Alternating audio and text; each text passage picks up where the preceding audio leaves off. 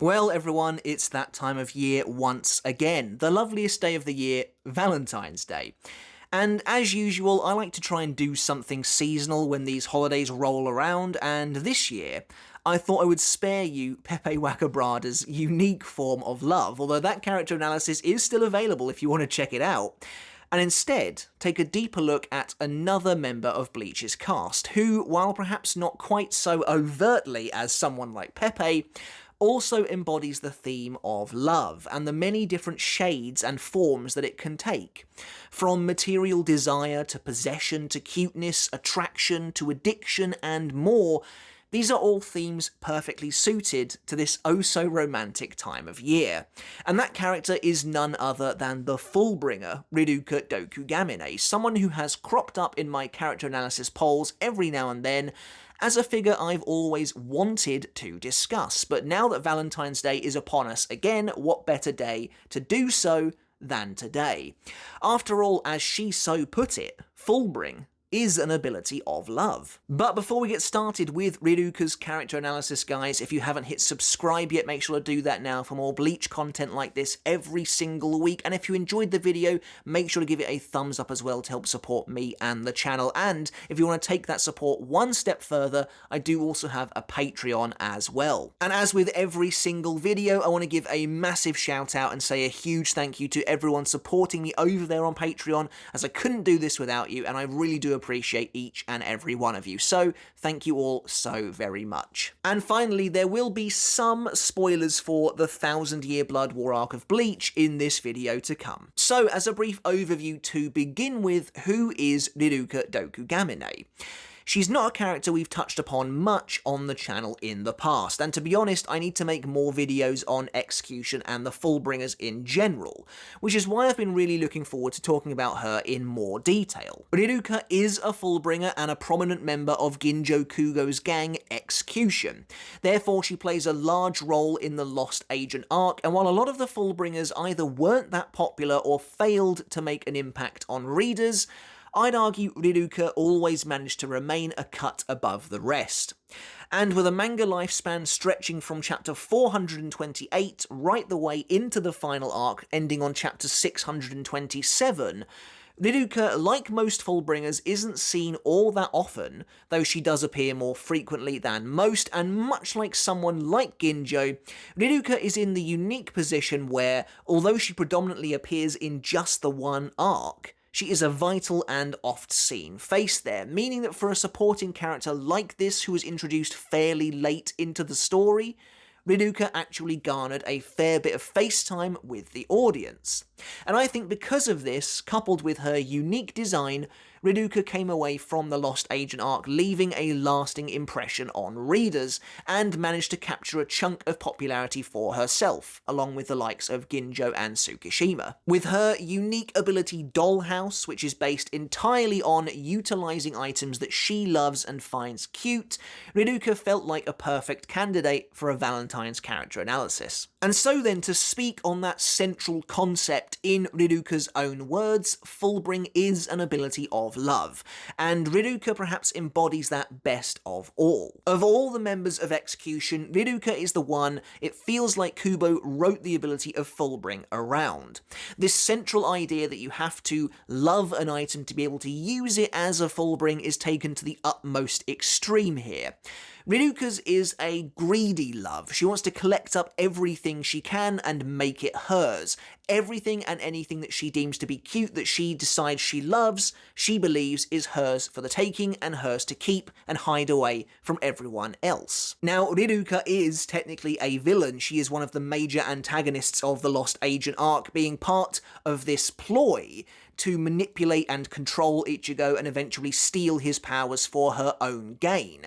And when she's first introduced in chapter 428, Kubo really kind of plays this up, makes her feel more like a villain in line with how Ginjo seems. But Riruka is interesting in that, unlike the rest of the members of Execution, she at least seems to keep some semblance of her conscience throughout their plan, throughout their con, though apparently not enough to do anything about it. In many ways, Riruka seems to share personality similarities with the character of Hiyori. They're both introduced as the fierce, almost mean-spirited, walled-off female second-in-commands of their respective groups, though Riruka has less sway over Ginjo than I would argue Hiyori has over Shinji. But despite Riruka's apparent cold and tough demeanour, Kubo fosters a pretty unique relationship between Riruka and Ichigo that eventually blossoms into a triangle when Orihime becomes involved. Throughout the training sequences in the arc, Riruka is often seen worrying about Ichigo. Later, she empathises with Orihime despite not wanting to, and sometimes even appears depressed and internally conflicted, and maybe even guilty, presumably over her role in the con that Execution is pulling, in the way they are manipulating Ichigo to eventually steal his powers for themselves. Though I'm not sure how that works, since I'm pretty sure she's meant to be cut by Tsukishima at this point to help sell the lie, since he reverses everyone later to kind of reveal their true selves. So I don't know why she would be feeling this kind of guilt, this kind of conflict over this idea of them pulling this con, since at this point presumably she doesn't even know about it. I will say, however, that I did like that when she is reversed at the end of the story, at the end of the arc, she no longer wants Ichigo's powers. So it's like revealing her true self revealed that all along she never actually wanted to pull this con on Ichigo at all. To be honest, by the time the Lost Agent arc was ending, it was a somewhat common prediction that Riruka might actually join the Karakura gang, presumably because out of the Execution group she was the one that would have fit the gang the best, and she was the one that actually seemed to show some level of understanding of care and compassion towards those who had just been her enemies. Honestly, I thought it could happen as well, especially when she showed up in Urahara's shop at the end of the arc, but of course it didn't. In that sense, Riruka is one of these interesting characters in Bleach who falls into a real morally grey middle ground. She's not really a villain, I mean she kind of is in the parameters of the Lost Agent arc, but there's nothing explicitly evil about this character. If anything, she feels misunderstood, she feels betrayed by the world like the rest of Execution do, and you can see by the time the 1000-Year Blood War arc rolls around that Riruka seems to at least harbour some guilt for the part she played in this manipulation and therefore wants to try and make things right again, and if anything, by the time the series ends, Riruka errs more on the side of being an actual good guy than being the sort of villain that she was in the Lost Agent arc. And this kind of moral greyness, this ambiguity, actually helps to make her quite an interesting character, I think, and help to flesh her out and make her overall more three-dimensional. And so that was kind of an overview of Riruka's character, but another thing that helped make her popular and helped make her stand out was, of course, her visual design. Riruka really doesn't look like anyone else in the entire series, and I will always champion this and say how continually impressed I am by Kubo that 428 chapters into the series he was still making characters that looked like virtually no one else. And this is kind of compounded by the fact that she appears alongside Giriko Kutsuzawa, who, the moment he appeared, was derided for basically looking exactly like a character from Full Metal Alchemist. Although, that being said, I also quite liked Giriko's base design as well. But Riruka's outfit that she wears predominantly in the Lost Agent arc seems to be a twist on an old English-style maid outfit, which fits with the fact that the Fullbringers are all supposed to have an English motif, much like the Urankar have Spanish and the Quincy have German, and of course the Shinigami have Japanese. And while Riruka does look totally unique within the Bleach universe with her twin pigtails of bright pink hair contrasting nicely with her black and white outfit, the Execution members in general all have this quite monochromatic thing going on, which I actually used to think was really cool. I honestly prefer Riruka's overall appearance in the 1000-Year Blood War arc. I'm a real big fan of the way that Riruka, now having stepped out of Execution's shadow, seems to accept herself a bit more and allows that to come to the surface, wearing full-on kawaii-style cute clothing. She has this great bunny rabbit style hoodie on, she has these little butterfly wings on her back. Honestly, you could say it's over-designed, but actually I think this is a better design for Riruka in general, one that really captures her overall personality. That being said, I do appreciate some of the more intricate details that come as part of the package of this first design for Riruka that show that Kubo really did spend a little bit of extra time with this character to help flesh her out in a visual way. For example, her intricate nails that you would never really notice outside of those close-up shots, but it's that kind of small attention to detail that I really do appreciate and that Kubo does so very well. But speaking of her personality, Riruka is mostly defined defined as being a pretty typical Bleach or even shonen trope, someone who, like I said, has many outward similarities to Hiyori. Loud, angry, argumentative, authoritative, yet somewhat speaking from a place of being out of her depth in many ways. Riruka is interesting in that I feel like, unlike Hiyori, we're afforded a slightly better look at her worldview and emotions outside of just being angry at everything and everyone. Though I do find it funny that the comparison between these two also extends to the fact that Hiyori is angry at the Soul Society and therefore kind of feels like a pariah, like an outcast, and that's exactly how Riruka feels about the real world, about the rest of humanity. Despite again following that trope of not wanting to open up, of wanting to conceal her true thoughts and feelings from those around her, Riruka is depicted as being a little more vulnerable in her actions. With the Fullbringers, despite their powers and abilities, I feel Kubo wanted to depict them as being deeply human, with flaws and all, and I think that comes across nicely in Riruka, who can feel immature, who can seem flippant and moody and unhelpful, especially in the face of characters like Ichigo and Orihime, who have been through real hardship, though that in itself is a point of discussion for later as well. Carrying on from that point about Riruka's worldview and how it manifests in this character, we do briefly see some of Riruka's history in the source material as well. When she was a little girl, she got into an argument with her sister over a doll which Riruka ended up taking, even though apparently it didn't belong to her.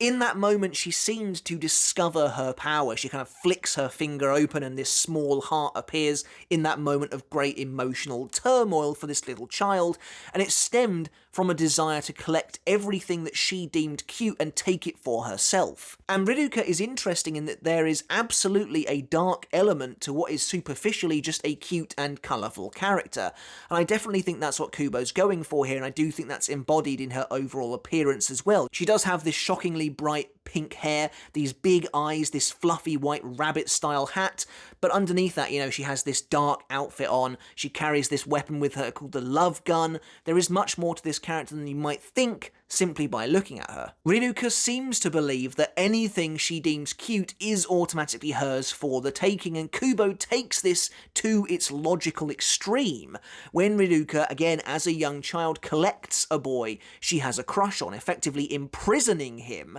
literally using her power on this random human being, imprisoning him inside a box, and believing that as long as she brought him food and snacks and treats and stuff like that, he would eventually fall in love with her and they'd live happily ever after, despite the fact that he is obviously her hostage, essentially. Of course, it's difficult to judge her too harshly. She was just a child here who at the time felt she was invincible thanks to coming into this newfound power, but actions have consequences, and that sort of power, unfettered in the hands of a young child, is a dangerous tool, as we see when she could have quite easily ruined this man's life. And this flippancy extends to how Riruka responds to this man clearly not wanting to be there.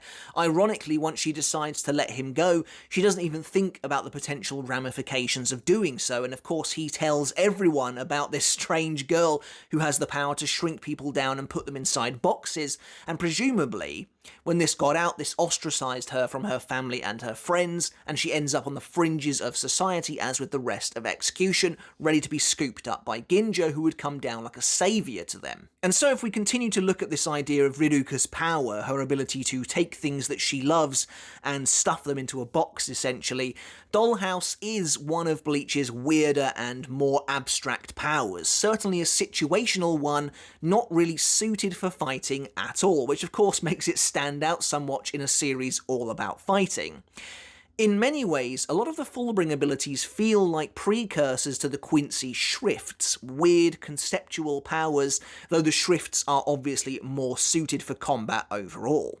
But the Fullbring abilities, if in the hands of someone slightly more skilled, someone slightly more powerful, also come across as extraordinarily broken and overpowered, and it seems to be something of a blueprint that Kubo would then later expand upon in the Thousand Year Blood War arc. Dollhouse was never my favourite Fullbring, but it is pretty cool as it allows for some awesome and unique visuals and lets Kubo flex his artistic muscles. I like the visual of the target, once chosen by Riruka, being sucked dramatically into the dollhouse. It's really cool and again really unique, looking like they are being dragged into some kind of swirling vortex. Seeing Ichigo just being pulled by surprise straight into this dollhouse works really, really well.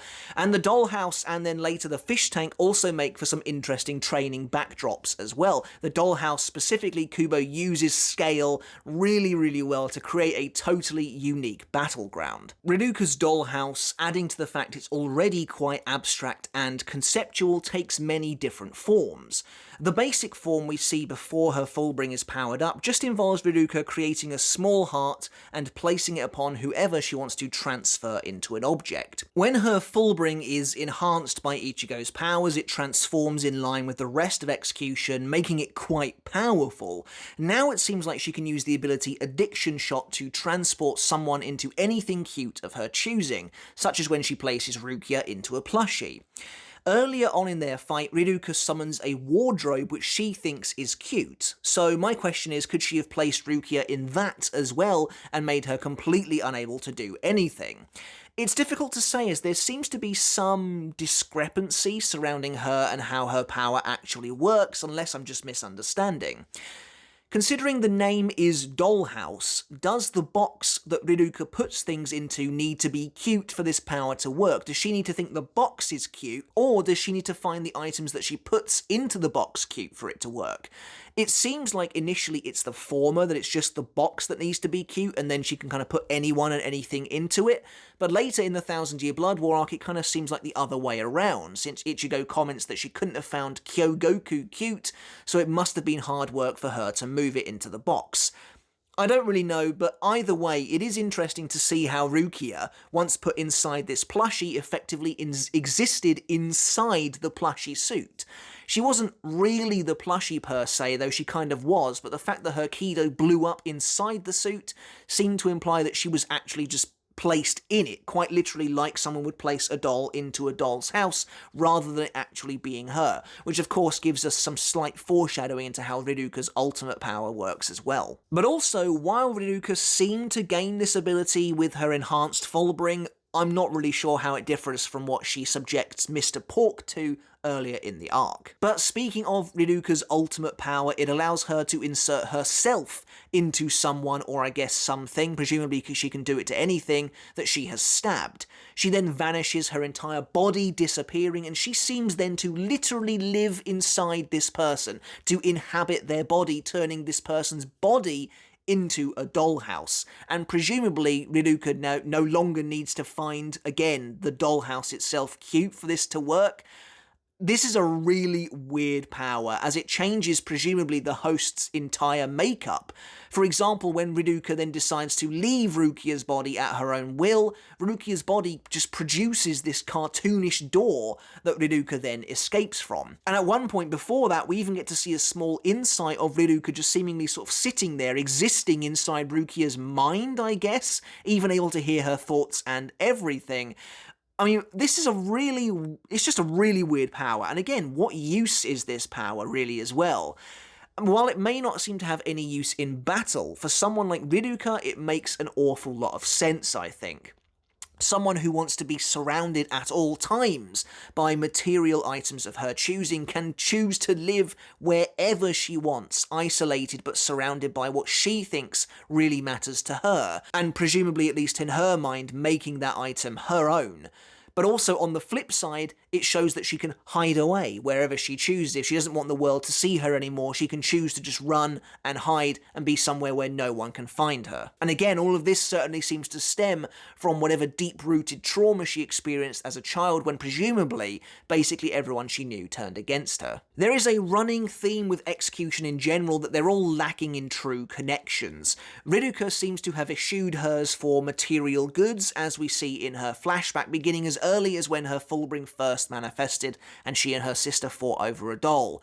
This is further reinforced by Riruka's transformation later on. Once she's gained some of Ichigo's own power, she gets a breastplate in the form of a broken heart, telling us that her powers appeared as a result of the fracturing of her relationship with her sister. But if we move on to Riruka's role in Bleach, like I said, she only appears in the Lost Agent arc and then very briefly in the 1000-Year Blood War arc, though I was very happy to see that back in the day. But starting with Riruka's first appearance in Bleach, she appears with Giriko to mock Ginjo when it seems like Ginjo has failed in his quest to sort of gain Ichigo's trust, to get Ichigo on side. And this is what I mean by Riruka kind of appearing to be more villainous than she would do later on. She shows up with this brilliant, toothy, pearly grin against a silhouetted backdrop of her character, and she just appears to be considerably more scathing, considerably more just generally mean to basically everyone around her than she would do later on, where it feels like Kubo definitely softens this character on the whole.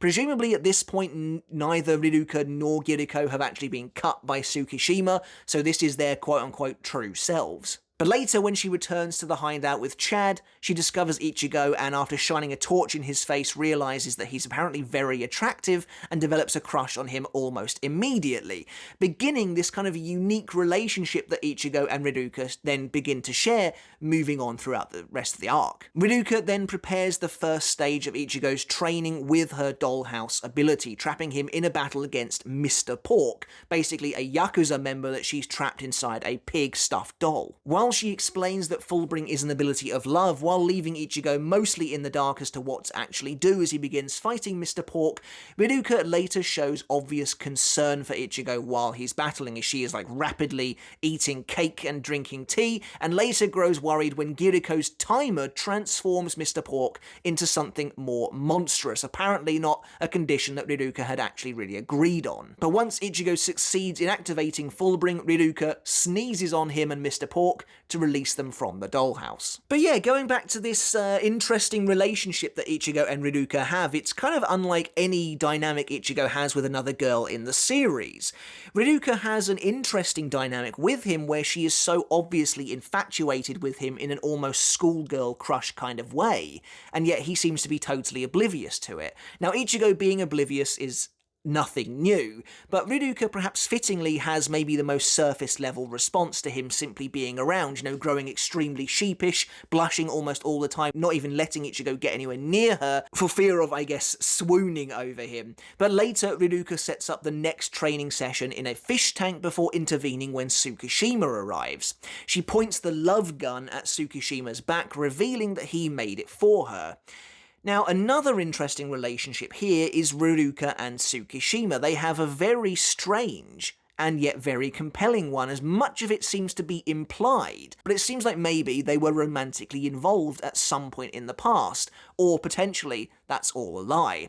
Apparently Tsukishima made her the love gun. When Ginjo explains Tsukishima's Book of the End and he mentions that Tsukishima has the power to insert himself into someone's past as a lover, the panel shows Riruka, and when Riruka realizes that Tsukishima has died, she begins to cry at the end of the arc, showing some actual real emotion for perhaps the first time in The Lost Agent. Although, as with everything involving Tsukishima, it's very hard to know what's real and what's fabricated. Maybe he didn't make the love gun at all, but simply replaced the person in her memory who did. Later, when Riruka confronts Orihime, we get the beginnings of another interesting relationship. Orihime is obviously in love with Ichigo, as opposed to Riruka having a crush on him, so Orihime understands him and their dynamic on a more deeper and personal level than Riruka. And again, you really feel that divide between them. Orihime has been through it with Ichigo. She understands him and she understands well enough that Riruka cares for Ichigo too, even if she's trying to hide it behind snarky comments like blaming Orihime for healing Ichigo over and over, therefore allowing and even expecting him to get hurt once again. But it's just a really nice moment because Riruka does show some kind of surface level care for Ichigo again there, and maybe Riruka is even projecting some feelings of guilt onto Orihime there, knowing that Ichigo is hurting here in this training session for essentially no reason except to eventually power them up, and trying to imply Orihime healing him is bringing him that same resurgent pain over and over again. But of course, Orihime has made a commitment to Ichigo, not only as someone who loves him, but as one of his closest friends and someone who has seen him in the worst possible way possible. When Ichigo was killed brutally by Ulquiorra, Orihime has made a commitment to him that someone like Riruka, at least at this point in the story, could never possibly understand. But during Ichigo's training, Riruka arrives with donuts, ostensibly to eat them alone, but it feels like a clear ploy to get Orihime to eat with her. If it wasn't for everything that happens, these two could have definitely been better and closer friends, I think. The donut scene is funny, it did get a laugh out of me the first time I read it, but the more important aspect of this scene is it seems like Riruka feels that she has misjudged Orihime at some point. A big part of Riruka's character and execution in general is that most of them feel slighted by society. There are some characters like Giriko who are genuinely evil people, but the others have made mistakes and ended up with pretty terrible lives altogether. But here I think we're supposed to see that Riruka realises she could have it a lot worse, and yet despite it all, Orihime is still surviving and smiling and living a normal life with friends, and that's not something Riruka can easily understand, as she feels so slighted by the world that it could never get better again. When Orihime notes that Ichigo has already saved her and therefore thanks to him she's able to live with a smile on her face despite talking about such terrible tragedies like her parents being abusive monsters and her brother dying and now she basically lives alone, it's a big deal for her. Ichigo saving her has enabled her to carry on, basically. And although she would never admit it herself, Riruka is still waiting, it seems, for someone to come and save her from this life, from the choices that she has made too, and she would come to a realization much later on that she never needed saving because someone did that for her a long time ago. But the slightly sinister face Riruka makes after Orihime calls her a nice person, I always saw as potentially one of two things. Either this is a hint from Kubo that Riruka feels bad about the con they're pulling on them, or again, she feels like Orihime doesn't understand her really, but at the same time she thinks that she needs to be helped. And this, of course, comes back around later on, when Riruka does come to that realization that actually Ginjo saved her a long time ago, and really they've just been waiting for someone to save him, and that Ichigo is the one to do it, saving Ginjo from his destructive path and in turn saving them all at the same time. But while it might just be being played for jokes, I feel like the fact that all Riruka eats are donuts and that she serves Orihime this massive hot dog for breakfast is indicative of a person who was too young and too childish to be let loose into the world by themselves, and that's had a demonstrable effect on her. Much later, Riruka, supposedly having been struck by Tsukishima to reveal her true nature, battles Ginjo with the rest of Execution before later arriving to witness Ginjo's change of heart, the fact that he's actually a villain all along, also revealing as well that the rest of Execution are in on this scheme. The plan all along was to take some of Ichigo's power to make themselves stronger to get back at the world for shunning them and apparently wronging them, but Riruka seemingly has a change of heart. She claims to have never wanted Ichigo's power, but Ginjo gives it to her anyway, and where we see people like Giriko and Yukio are elated, Riruka has a sad look on her face. And interestingly, when Ichigo attacks them all, Riruka is the only one you don't see hitting the ground. But Riruka is then pitted against Rukia in something of a mirror match. They both love cute things, though while Rukia only really loves cute stuffed animal toys, Riruka loves basically anything that fits her personal definition of cute. One of the best things about the final battle of the Lost Agent is the unique backdrops we get, and this one is no different, seeing Riruka and Rukia battling against a setting of oversized baked goods and sweet treats. Rukia finds that she's unable to cut down the stuffed animals, but doesn't hesitate to slice a wardrobe in half, with Riruka realizing their perceptions of what is cute are actually totally different. Rukia, however, says that she won't harm Riruka as her job as a Shinigami is to protect normal humans. It is admittedly a little patronizing considering Riruka has obviously got special powers of her own, and she becomes enraged at being called a normal human, which honestly I think kind of makes sense. After turning her back on normality and her friends and family, her Fullbring is really all she has, and in this moment Rukia perhaps unknowingly takes that away from her. Riruka tells Rukia of their past, allowing Rukia to get the drop on her and freeze her leg, but Riruka ends the fight by mysteriously vanishing, apparently disappearing inside Rukia. We then get a weird insight into Riruka's power. She is quite literally living inside of Rukia's body. Again, it's the most literal version, the most extreme version of her dollhouse power. And it is a very strange ability. Does Rukia know she's there? Can she sense her at all? How long could Riruka remain inside Rukia's head? Is that where she is? But after hearing Rukia's own thoughts regarding how Ichigo changed the Soul Society, Riruka realises that she has been changed too, and that she was actually saved long ago. The only person who was left that needed saving after all this time was in fact Ginjo. So when Tsukishima makes a last-ditch effort to kill Ichigo, Rukia leaps in front of him. It's hard to say if this is Rukia moving on her own, or if Riruka is kind of in control here, but there's no indication, I don't think anyway, that Riruka has any control over Rukia in this moment. Plus, there's still a light in Rukia's eye until the door on her chest activates, so it seems likely to me that Riruka decided at the last second to intervene. But this is when we get to hear Riruka's rationale after she's been pretty badly injured by Tsukishima. Riruka tells him that they were all saved long ago by Ginjo, and it's a nice sentiment as it shows that after the damage their Fullbrings all did to their lives, Ginjo actually did offer them a family and a place to call home. But if Ginjo saved them, who in turn can save Ginjo. And as he walked this completely self-destructive path, in the end it was Ichigo who saved him by stopping him and by taking him out. And Riruka realises that, and that's why in the end she chose to save Ichigo and Rukia. And then later, recuperating in Urahara's shop, Riruka lies next to Orihime as Ichigo tells her that she was the only member of Execution they managed to find after the battle. And when Riruka realises that Orihime has no idea who Tsukishima was, doesn't remember him, and therefore that means he's died, she begins to cry. And then we reach the very final page of the Lost Agent arc, as we see Riruka looking out across Karakura town, thanking Ginjo for inviting her into Execution, before individually thanking Chad, Orihime, and Ichigo, before disappearing entirely. I remember back in the day there was a lot of talk around this final scene that some people thought that Riruka had just killed herself. People thought that she had just committed suicide and literally jumped off of this building, but that was never quite how I saw it, and thankfully the 1,000 Year Blood War arc eventually reaffirmed that. And then speaking of the 1,000 Year Blood War arc, Riruka does reappear briefly here to help coordinate an assault on the royal palace after it has fallen to the Quincy.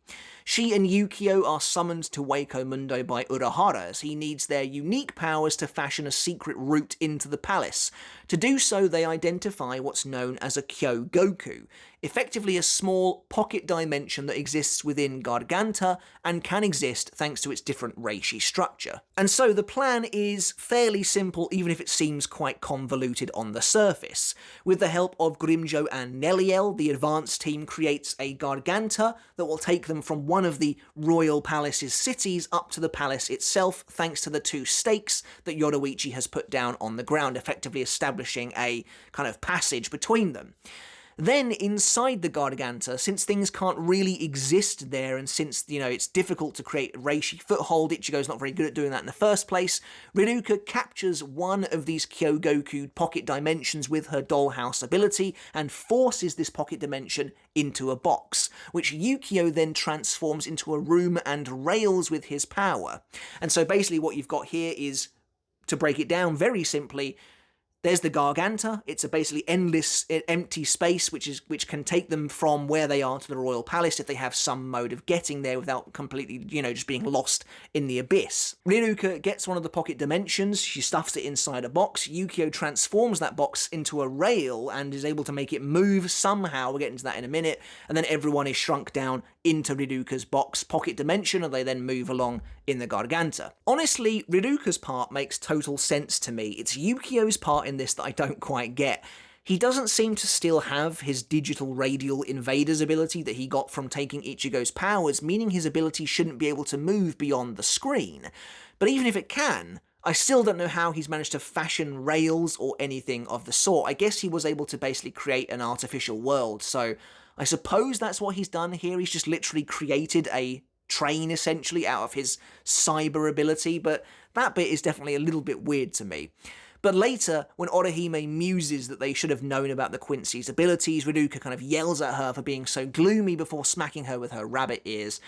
It's a nice bit of interaction to get so very late into the series between these two characters. I do kind of wish Kubo had done a little more with their relationship, but it was nice to see nonetheless. But there is a very nice moment where Ichigo acknowledges what Riruka has actually done for them. As Riruka can usually only move objects into things that she finds cute, or she can only move cute objects. Again, like I said, there's that discrepancy. So to move Kyogoku, something that is in no way cute at all, means that Riruka must have gone out of their way to help them succeed, which is a really, really nice moment. And Ichigo sort of turns to her and he smiles at her, heartfelt, giving her a heartfelt thanks, and she really blushes at this. And I also like the fact that Yukio not really changing at all emphasizes how much Riruka has changed, or at the very least her eagerness to help, making it all the more apparent. Basically, Yukio is only there because he feels he has to be there. He was press-ganged into it, and he is helping them, but he has no desire to go and help them fight. They're on their own as far as he's concerned. And Riruka quite obviously does want to go and help them fight. She wants to be by Ichigo's side. Again, this is what I said much earlier in the video. It feels like she's maybe still harbouring some guilt over what happened. And in this sense, it is honestly a bit of a shame that Riruka doesn't join them for the final battle, though you have to imagine there's not a lot she would have been able to do. But her final scene with Ichigo is very nice. Also her final scene in the source material at all, where Ichigo is presented as being extremely mature, I think, and Ganju even kind of comments on this. But their interaction, the interaction between Ichigo and Riruka, isn't really that of equals, but if anything feels like an adult talking to a child. He's moved past their shared history, and it works really well, I think, and it shows you just how much he's grown.